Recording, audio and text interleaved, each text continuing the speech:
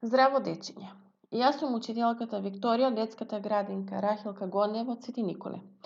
Еве повторно ќе се дружиме на овој начин, но сега со една нова приказна. Приказна за Марко и неговите пријатели. Бидете подготвени и внимателно слушајте ја приказната. Ова е Марко, момчето што живее во мојата улица.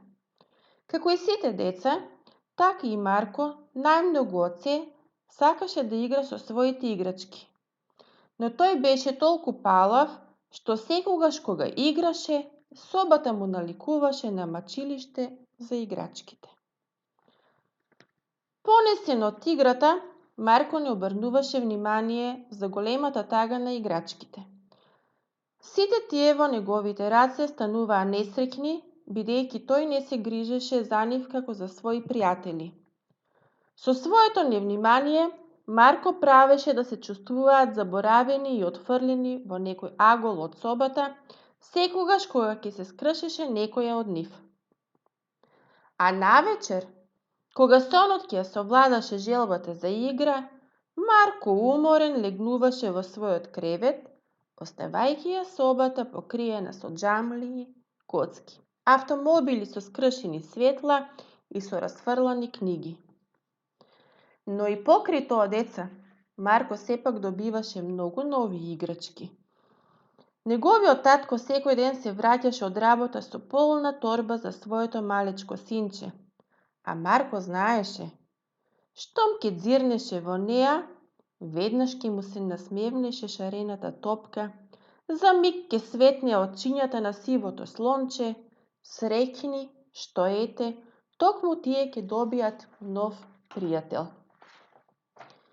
И така, со секој поминат ден, пријателите на Марко стануваа се потажни, понесреќни и поналутени. Една ноќ, додека Марко спиеше, по главицата, неговиот некогашен пријател ги собра играчките и им рече: пријатели мои, ајде сите заедно да му покажеме на Марко како треба да се однесува со нас. Се согласуваме, во еден глас извикаа играчките. Одеднаш низ собата се слушнаа чудни шумови. Секој од играчките доби своја задача. Ти ќе ги наместиш книгите на полицата, рече поглавицата на змијата. Ти ќе се погрижиш за коцките, го замоли бувот. Јас ќе го исчистам подот, се јави човекот со црвена капа. Така тие сите заедно направија собата на Марко да изгледа уредно. Ајде да го разбудиме нашиот пријател, предложи глувчето. Така сите играчки се собраа околу креветот на Марко, а на слончето му беше дадена задача да го оттргне Марко од безгрижниот сон. Станувај, станувај, рече слончето. Дојдовме да ти покажеме како треба да постапуваш со нас. Кога ги виде Марко играчките насобрани околу себе, се исплаши од гледката. Сите тие изгледаа налутено. Не плаши се, рече главатарот. Дојдени сме во мир. Марко, ние повеќе не сакаме да играме со тебе, ако постапуваш вака со нас, се пожали човекот со книга во раците. Ти си лош со нас, се јави и папагалот, и ние не можеме да бидеме твои пријатели ако ти не чуваш и не внимаваш на нас. Но, тоа не е вистина, извика Марко. Јас секогаш си играм со вас. Јас ја сакам секоја играчка. Јас се грижам за вас. Вие никогаш не сте осамени и несреќни со мене. Каде е тогаш моето пријателче мајмунчето? И што е со моето раче? Се јави кловнот од полицата на која седеше неподвижно меѓу книгите и четкичките за боење. Што стана и со моето раче? Веднаш праша роботот.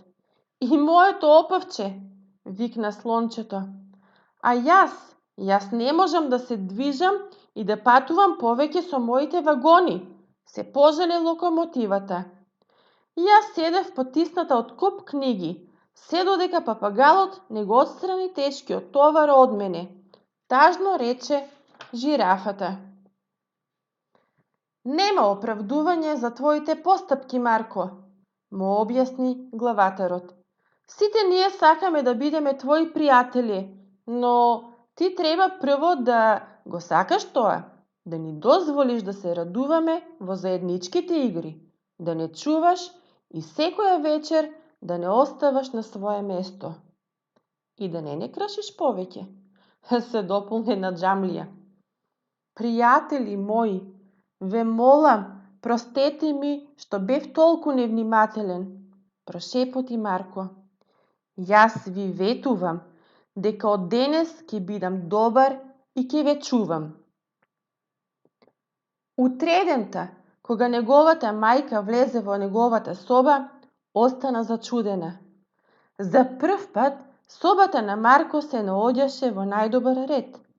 Се беше на свое место. Марко, што е ова? Зачудено праша мајката. Што се случува со тебе? Ништо, мамо, одговори Марко. Од денес сум добро дете. Марко знаеше дека ветувањето кој им го даде на своите пријатели не смее да го прекраши. Јас се надевам дека уживавте во приказната за Марко, а дали некогаш вие дома ги оставате играчките насекаде во собата? Дали сте постапиле со вашите играчки исто како Марко што постапува? Се надевам дека после секоја игра вие ги собирате играчките и ги ставате на своето место во собата. А за крај на оваа активност имате задача да ја нацртате вашата омилена играчка, а за тоа ќе ви биде потребно лист од блок, дрвени боички или фломастери и да одберете која е вашата омилена играчка. Вие нацртајте и уживајте, а јас ги очекувам вашите изработки. Довидување!